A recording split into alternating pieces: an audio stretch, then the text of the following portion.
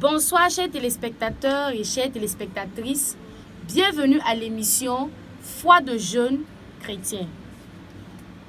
Émission dans laquelle nous recevons des jeunes chrétiens qui nous parlent de leur foi en Christ, de comment ils vivent leur foi et comment ils entrevoient leur avenir. Je me au nom de Yahweh Amsa.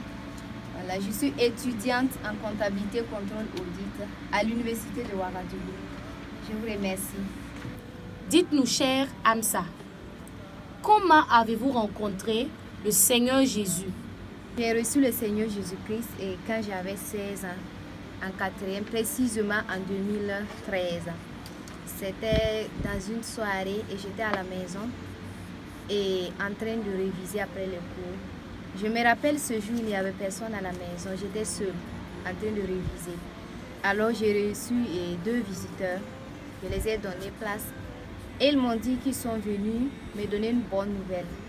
Et cette bonne nouvelle, c'était la nouvelle de Jésus-Christ. Mais au fur et à mesure que j'écoutais cette nouvelle, mon cœur se remplissait de joie. Il y avait une joie vraiment qui me pénétrait, une joie que je ne peux pas exprimer. Au fur et à mesure que l'évangéliste m'expliquait qui était Jésus, son amour sur la croix pour ma vie, et à la fin, il m'a posé cette question: est-ce que tu veux donner ta vie à Jésus-Christ? Et j'ai répondu oui. Parce que j'ai compris effectivement qu'il me fallait Jésus-Christ. J'avais besoin de cette paix intérieure. Merci. Dites-nous, quelle est l'expérience qui vous a le plus marqué positivement dans votre vie chrétienne? L'accident de ma mère. Et en 2016, ma mère a eu à faire un accident. Elle marchait et quelqu'un l'a ramassée avec une moto. Et c'était vraiment grave parce qu'elle vit son âge aussi, elle avait eu des fractures et on s'inquiétait beaucoup. Alors ils sont allés d'abord faire ça de façon traditionnelle. Après, on l'a amenée à l'hôpital. Mais à un moment donné, on a décidé de faire appel à un homme de Dieu. C'était au début de ma conversion, voilà, comme vous savez. On a fait appel à un homme de Dieu qui a prié. Et la nuit où l'homme de Dieu a prié, les douleurs se sont apaisées, elle a bien dormi. Le lendemain encore, elle nous a dit, franchement, lorsqu'on priait, il y avait vraiment une chaleur qui se propageait dans son corps et vraiment, elle a bien dormi. Alors, le serviteur venait chaque soir prier pour elle. Mais on continuait à faire les visites à l'hôpital. On a décidé de l'opérer, voilà, pour poser à l'hôpital. Et quand ils ont décidé de l'opérer, ils ont donné des examens à faire. On a continué à faire les examens. Et l'homme de Dieu, dans sa prière, a reçu une parole qui dit que non, l'opération n'aura pas lieu. L'intervention chirurgicale en question n'aura pas lieu. Alors, on a continué. Comme la famille n'était pas une famille chrétienne, on a reçu la parole, mais on a continué les visites. Alors, ils ont donné rendez-vous vraiment pour rencontrer le médecin en question. Et le jour où on devrait rencontrer le médecin, il se trouvait que le médecin n'était pas là. Et ils ont reporté le rendez-vous une semaine plus tard. Et la semaine qui suivait, lorsqu'on était à l'hôpital, elle était rentrée dans le bloc opératoire. Et quand elle est rentrée dans le bloc opératoire, le médecin a dit: ah, attends, comme ça a duré, je vais refaire voilà, une autre radio pour voir si l'état vraiment voilà, de la fracture avant de commencer l'intervention. Et quand ils ont fait la radio, il se trouvait que non, c'était plus la peine de faire l'intervention. Alors, le médecin a regardé ma maman et dit que est-ce que tu as quelqu'un à la maison qui pourra t'aider avec les tâches ménagères pour quelque temps? Elle a dit oui.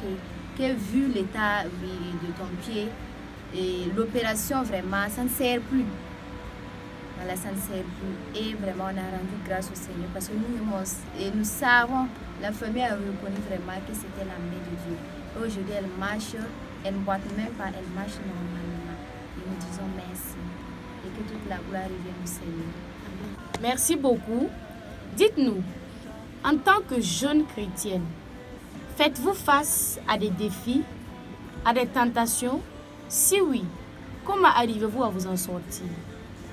Les défis, ça peut être le découragement, la maladie, l'échec, la pauvreté. Mais pour surmonter ces défis, je me tourne vers la parole de Dieu.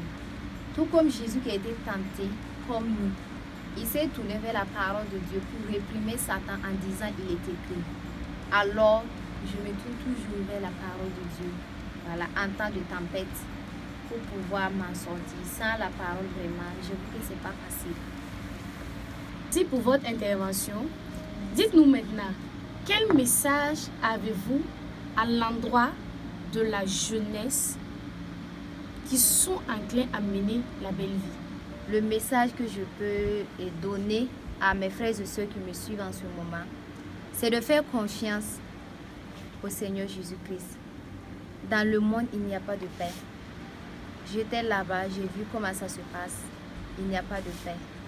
Jésus-Christ peut te donner le salut. C'est lui qui donne le salut d'ailleurs, la vie et le bonheur.